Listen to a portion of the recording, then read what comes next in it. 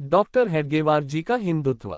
Doctor जी ने सन 1925 में शुरू किया हुआ संघ आज भारत के कोने कोने में पहुंचा है। इसी के साथ विश्व के उन सभी देशों में जहां हिंदू कम संख्या में भी क्यों न हो रहते हैं, उन सभी देशों में संघ के स्वयंसेवक हैं। और यह सज्जन शक्ति डॉक्टर हेडगेवार जी को अपेक्षित ऐसे हिंदू संस्कृति के मूलाधार राष्ट्र को वैभवशाली, समृद्ध और संपन्न बनाने में जुटी है। किसी व्यक्ति के कार्य का मूल्यांकन करना है या उस व्यक्ति ने किए हुए कार्य का यश अपयश देखना है, तो उस व्यक्ति के पश्चात उसके कार्य की स्थिति क्या है, ये देखना उचित रहता है। उदाहरण है छत्रपति शिवाजी महाराज। मात्र 50 वर्ष का जीवन, लगभग 30 वर्ष उन्होंने राजकाज किया और हिंदवी साम्राज्य खड़ा किया। किंतु उनके मृत्यु के पश्चात उस हिंदवी स्वराज्य की परिस्थिति क्या थी? हिंदुस्तान का शहंशाह औरंगजेब 3 लाख की चतुरंग सेना लेकर महाराष्ट्र में आया था, इसी हिंदवी स्वराज्य को मसलने के लिए, सदा के लिए समाप्त करने के लिए। परिणाम, सारी जोड़ तोड़ करने के बाद वह संभाजी महाराज से मात्र 2-4 दुर्ग किले की जीत सका। आखिरकार छल कपट करके 11 मार्च 1689 को औरंगजेब ने संभाजी महाराज को तड़पा के अत्यंत क्रूरता के साथ समाप्त किया। उसे लगा अब तो हिंदुओं का राज्य यूं मसल दूंगा। लेकिन मराठों ने शिवाजी महाराज के दूसरे पुत्र राजाराम महाराज के नेतृत्व में संघर्ष जारी रखा। आखिर 3 मार्च 1700 को राजाराम महाराज भी चल बसे। औरंगजेब ने सोचा, चलो अब तो कोई नेता भी नहीं बचा इन मराठों का, अब तो जीत अपनी है। किंतु शिवाजी महाराज की प्रेरणा से सामान्य व्यक्ति, मावले, किसान सभी सैनिक बन गए। मानो महाराष्ट्र में घास की पत्तियां भी भाले और बर्छी बन गई। आलमगीर औरंगजेब इस हिंदवी स्वराज्य को जीत न सका। पूरे 26 वर्ष वह महाराष्ट्र में भारी भरकम सेना लेकर मराठों से लड़ता रहा। इन 26 वर्षों में उसने आगरा, दिल्ली का मुंह तक नहीं देखा। आखिरकार 89 वर्ष की आयु में 3 मार्च 1707 को उसकी महाराष्ट्र में अहमदनगर के पास मौत हुई और उसे औरंगाबाद के पास दफनाया गया। जो औरंगजेब हिंदवी स्वराज्य को मिटाने निकला था, उसकी कब्र उसी महाराष्ट्र में खुदी। मुगल वंश मानो समाप्त हुआ। मराठों का दबदबा दिल्ली पर चलने लगा। बाद में तो हिंदुओं का भगवा ध्वज लाल किले की प्राचीर पर फहरने लगा। तारांकन मात्र 2-3 जिलों तक फैला हुआ हिंदवी स्वराज्य छत्रपति शिवाजी महाराज की मृत्यु के पश्चात सारे भारतवर्ष में फैल गया। अटक के भी उस पार तक गया। इसी दृष्टिकोण से डॉक्टर केशव बढ़ाईराम हेडगेवार जी के कार्य को देखना चाहिए। 1889 से 1940 यह मात्र 51 वर्षों का जीवन प्रवास है। इस प्रवास के अंतिम 15 वर्ष राष्ट्रीय स्वयंसेवक संघ की स्थापना के पश्चात के हैं। जिन दिनों लोग हिंदू हितों की रक्षा के लिए बोलने में भी घबराते थे, हिंदू कहलाने से कुचाते थे, उन्हीं दिनों डॉक्टर हेडगेवार जी अत्यंत आत्मविश्वास से बोल रहे थे, हाँ, मैं कहता हूं, ये हिंदू राष्ट्र है। ये डॉक्टर हेडगेवार जी का निर्विवाद यश है। डॉक्टर हेडगेवार जी ने अपने जीवन का उत्तरार्ध ये हिंदू संगठन के लिए दिया। बाल्यकाल से ही डॉक्टर हेडगेवार प्रखर देशभक्त थे, साथ ही प्रत्यक्ष कार्य करने वाले कृतिशील कार्यकर्ता थे। उनके मन में जो अंगार जल रही थी वह परतंत्रता को लेकर थी। इसीलिए विशाल भारतवर्ष पर राज करने वाली अंग्रेजी सत्ता को उखाड़कर फेंकना यह उनके जीवन का ध्येय लक्ष्य बना था। इसी ध्येय का अनुसरण करते हुए उन्होंने अपने महाविद्यालयीन शिक्षा के लिए कलकत्ता, वर्तमान में कोलकाता, ये शहर चुना। वे बंगभंग आंदोलन के दिन थे। कलकत्ता ये क्रांतिकारियों का केंद्र बना था। हेडगेवार जी 6 वर्ष कलकत्ता में रहे। क्रांतिकारियों की अनुशीलन समिति के वे सदस्य बने। कोकेन इस नाम से क्रांतिकारियों में जाने जाते थे। इस क्रांतिकारी आंदोलन को उन्होंने अत्यंत निकट से देखा। किंतु इस रास्ते से स्वराज्य मिलेगा क्या, यह एक प्रश्न तथा साथ ही दूसरा महत्व का प्रश्न, स्वतंत्रता मिलने के बाद हमारे देश की रचना कैसी होनी चाहिए, ये भी उनको सताए जा रहा था। हमारा देश जिन कारणों से गुलाम हुआ, उन कारणों को दूर करते हुए नया स्वतंत्र भारत कैसा होना चाहिए, इस पर वह सतत चिंतन करते थे। किंतु उनके प्रश्नों के उत्तर उनको नहीं मिल रहे थे। उन्होंने कांग्रेस में रहकर काम किया। पहले सदस्य बने, फिर पदाधिकारी। अत्यंत सक्रियता से उन्होंने कांग्रेस के आंदोलनों में हिस्सा लिया। 2 बार जेल गए, किंतु उनको समझ में आया कि कांग्रेस में या अन्य सभी प्रवाहों में इस देश का मूलाधार हिंदू यह उपेक्षित हो रहा है। मुस्लिम तुष्टीकरण के नाम पर हिंदुओं पर जबरदस्त दबाव बनाया जा रहा है। इसका दोषी भी हिंदू समाज ही है। हिंदू अपने तेजस्वी इतिहास को, शौर्य को, साहस को, तेज को, गौरवशाली परंपराओं को भूलते जा रहे हैं। स्वतंत्रता मिलने पर स्वतंत्र भारत में हिंदुओं की स्थिति, अर्थात देश की स्थिति कैसी रहेगी, इसका भीषण और भयानक चित्र उनको सामने दिख रहा था। इसलिए वर्ष 1916 में मेडिकल की परीक्षा उत्तीर्ण करके वे नागपुर आए। अविवाहित रहकर संपूर्ण जीवन राष्ट्र कार्य के लिए लगाने का उनका प्रण था। अगले 9 वर्ष वे स्वतंत्रता प्राप्ति के विविध प्रवाहों में शामिल होकर अपने प्रश्न का उत्तर खोज रहे थे। 1923 और 1924 में नागपुर में मुस्लिम आक्रामकता बढ़ रही थी। डॉक्टर हेडगेवार कांग्रेस के पदाधिकारी थे। अपने प्रश्न का उत्तर ढूंढने वे फरवरी 1924 में वर्धा में महात्मा गांधी जी से मिले, किंतु हिंदू मुस्लिम समस्या के बारे में उन्हें तर्कपूर्ण या समाधानकारक उत्तर नहीं मिले। इन सभी प्रक्रियाओं से निकलते हुए, अपने सहकारी कार्यकर्ताओं से, नेताओं से विचार विनिमय करते हुए डॉक्टर जी के मन मस्तिष्क में हिंदू संगठन की रूपरेखा तैयार हो रही थी। किसी का भी द्वेष न करते हुए एक ऐसा हिंदू संगठन खड़ा करना जिससे अनुशासन रहेगा, सैनिकी पद्धति का कामकाज रहेगा और वैचारिक स्पष्टता होगी।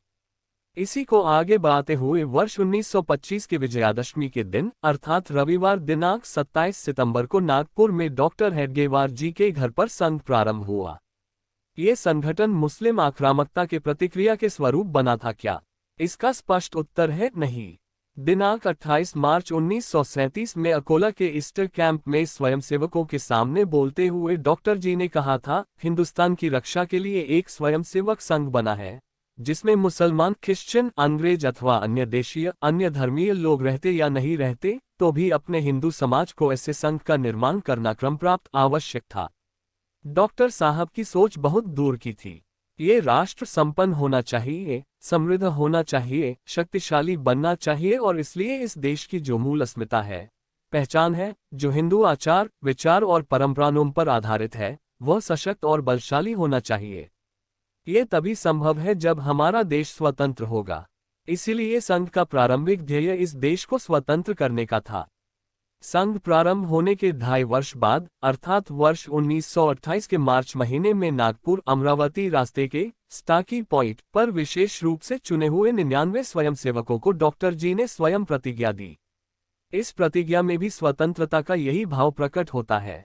प्रतिज्ञा मूल मराठी में इस प्रकार है: मी सर्वशक्तिमान श्री परमेश्वराला व आपल्या पूर्वजांना स्मरून प्रतिज्ञा करतो की मी आपला पवित्र हिंदू धर्म, हिंदू संस्कृती व हिंदू समाज याचे संरक्षणाकरिता व हिंदू राष्ट्राला स्वतंत्र करण्याकरिता राष्ट्रीय स्वयंसेवक संघाचा घटक झालो आहे।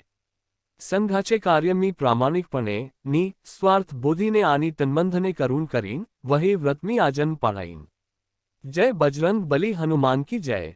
मैं सर्वशक्तिमान श्री परमेश्वर और मेरे पूर्वजों का स्मरण करते हुए प्रतिज्ञा लेता हूं कि अपना पवित्र हिंदू धर्म, हिंदू संस्कृति व हिंदू समाज की रक्षा के लिए एवं हिंदू राष्ट्र को स्वतंत्र करने के लिए मैं राष्ट्रीय स्वयंसेवक संघ का घटक बना हूं।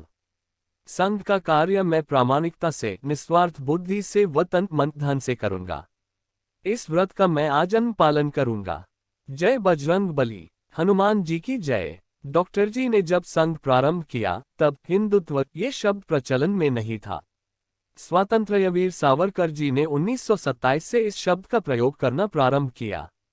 इसके पहले स्वामी विवेकानंद जी ने हिंदुत्व के लिए हिंदुइज्म इस शब्द का प्रयोग किया था। इज्म यानी वाद अर्थात हिंदूवाद, ये शब्द बाद में भी अनेकों बार प्रयोग किया गया।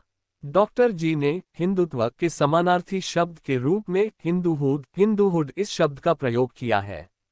मद्रास के डॉक्टर नायडू ने तमिलनाडु में हिंदू महासभा कॉन्फ्रेंस का आयोजन किया था। इस कॉन्फ्रेंस में डॉक्टर जी ने उपस्थित रहना चाहिए, ऐसा आग्रह करने वाला पत्र डॉक्टर नायडू ने डॉक्टर जी को लिखा, किंतु स्वास्थ्य ठीक न होने से डॉक्टर जी बिहार के राजगीर में गए थे, अर्थात उनका मद्रास जाना संभव नहीं था। इस संदर्भ में अपनी मृत्यु से 3 महीने पहले, अर्थात 1940 के 17 मार्च को डॉक्टर जी ने मद्रास के डॉक्टर नायडू को पत्र लिखा।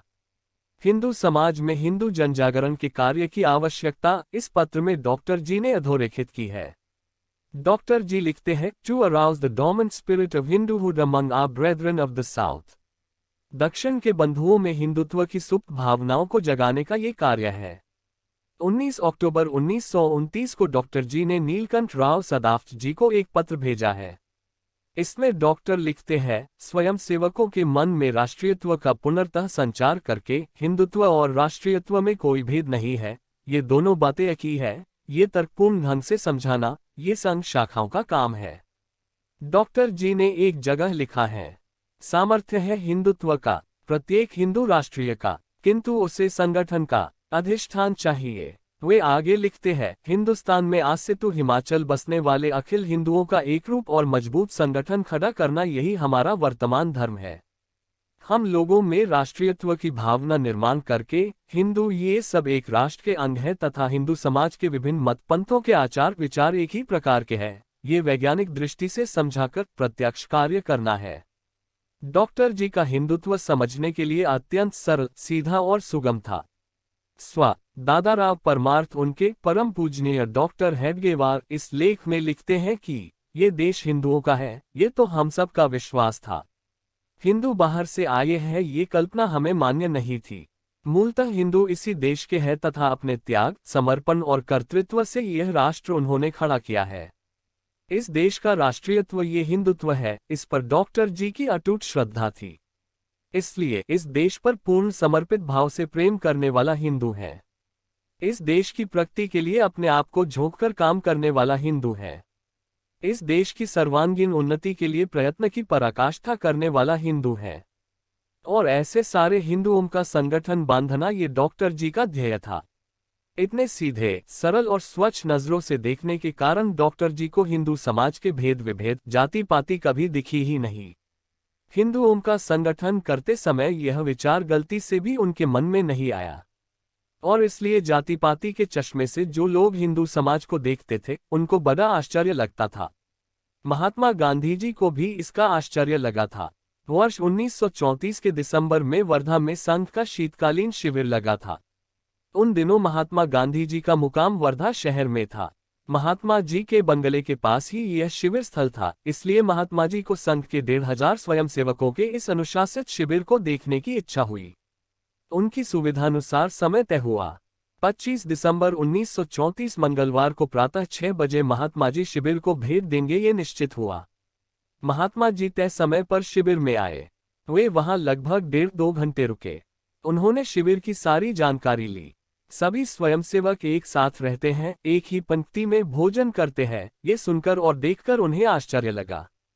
जो दिख रहा है उसमें कितना तथ्य है ये जानने के लिए कुछ स्वयंसेवकों से प्रश्न भी पूछे। तब ये महार, ये ब्राह्मण, ये मराठा, ये दर्जी, ऐसा भेदभाव हम नहीं मानते। हमारे बगल में किस जाति का स्वयंसेवक बैठा है इसकी कोई जानकारी हमें नहीं रहती और ना ही वैसी जानकारी लेने की हम में से किसी की भी इच्छा रहती है। हम सब हिंदू हैं और इसीलिए बंधु हैं। अतः आपसी व्यवहार में ऊंच नीच सोच रखने की कल्पना भी हम नहीं करते। इस प्रकार के उत्तर महात्मा जी को स्वयंसेवकों से मिले। ये है डॉक्टर हेडगेवार जी का हिंदुत्व, बिल्कुल सीधा और सरल। हम सब हिंदू हैं इसलिए बंधु हैं, इस एक वाक्य ने हिंदुओं का संगठन खड़ा किया, जो आज विश्व का सबसे बड़ा संगठन है। डॉक्टर जी के संपूर्ण कार्यकाल में वह तात्विक या बौद्धिक विवादों में बहुत ज्यादा नहीं उलझे। उनका जोर प्रत्यक्ष कार्य पर था। संघ प्रारंभ होने से पहले उन्होंने ऐसे सभी विचार प्रवाहों का विस्तृत अध्ययन किया था। हिंदू समाज की कमियां, मुस्लिम आक्रांताओं के कारण हिंदू समाज में आई हुई कुरीतियां, कुछ प्राचीन अप्रासंगिक परंपराएं, इन सब से वे अच्छी तरह परिचित थे। किंतु इन सब बातों के विरोध में बोलते रहने की अपेक्षा प्रत्यक्ष कार्य कर कृति रूप उत्तर देने में उनका विश्वास था। विभिन्न वैचारिक प्रवाहों में, संस्थाओं में, राजनीतिक दल में कार्य करने के कारण उनके विचारों में पारदर्शिता और स्पष्टता थी। क्या करना है यह उनको अवगत था। इसलिए संघ स्थापना के बाद उनके 15 वर्षों के कालखंड में और बाद में भी संघ पर अनेक संकट आने के बावजूद संघ बढ़ता ही रहा। संघ के प्रारंभिक काल से इस बात की स्पष्टता थी कि संघ का संगठन हिंदुओं के संरक्षण के लिए बना हुआ कोई रक्षक दल नहीं है। इसका अर्थ ऐसा कि हिंदू समाज ने अपने संरक्षण के लिए संघ को आज की भाषा में आउटसोर्स किया हुआ नहीं है। संघ के स्वयंसेवक संकटों का सामना करेंगे, संघर्ष करेंगे और बाकी हिंदू समाज इस संघर्ष की मजा देखता रहेगा, यह उन्हें अभिप्रेत नहीं था। संघ का उद्देश्य है हिंदू समाज का संगठन कर संपूर्ण समाज को सक्षम बनाना, इसलिए समाज ही सब कुछ करेगा, ये भूमिका पहले से आज तक कायम है। यही संघ के यश का सूत्र भी रहा है। संघ ने सही अर्थों में हिंदू समाज का सक्षमीकरण एम्पावरमेंट करना, ये डॉक्टर हेडगेवार जी को अभिप्रेत था। इसलिए 1925 के बाद इस देश पर आए हुए सभी संकटों का सामना संघ ने पूरे समाज को साथ लेकर किया है।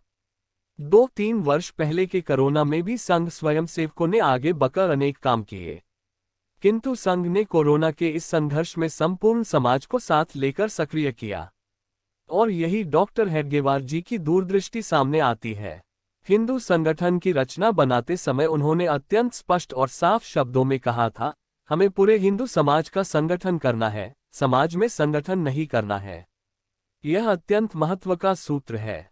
डॉक्टर जी के पहले भी हिंदू समाज में हिंदू हितों के लिए काम करने वाली अनेक संस्थाएं और संगठन तैयार किए थे, किंतु इन सब की मर्यादाएं थी। समाज के एक प्रवाह जैसे ये संगठन संस्थाएं थी, किंतु प्रारंभ से ही डॉक्टर जी ने संघ को हिंदू समाज का एक पंथ या प्रवाह न बनाते हुए संपूर्ण हिंदू समाज का संगठन इसी स्वरूप में खड़ा किया। इसलिए पहले जो संघ के विरोधक थे वही बाद में संघ के सक्रिय स्वयंसेवक बने। हिंदुओं का संगठन यह असंभव कल्पना है, ऐसा पहले बोला जाता था, किंतु डॉक्टर हेडगेवार जी ने इस बात को गलत सिद्ध करके बताया। संपूर्ण हिंदू समाज का संगठन करने के लिए उन्होंने जो संघ की कार्यपद्धति बनाई उसकी विश्व में कोई तुलना ही नहीं है। इसके कारण एक रूप एक समान सोच के अपनी भारत माता को वैभव के परम शिखर पर पहुंचाने के ध्येय से प्रेरित ऐसे करोड़ों हिंदुओं का विश्व का सबसे बड़ा संगठन खड़ा हुआ। ये संगठन डॉक्टर जी की मृत्यु के पश्चात भी 83 वर्ष सतत वर्धिष्णु हो रहा है। दूरदृष्टि के भविष्य को देखने की क्षमता रखने वाले डॉक्टर हेडगेवार जी का ये निर्विवाद यश है।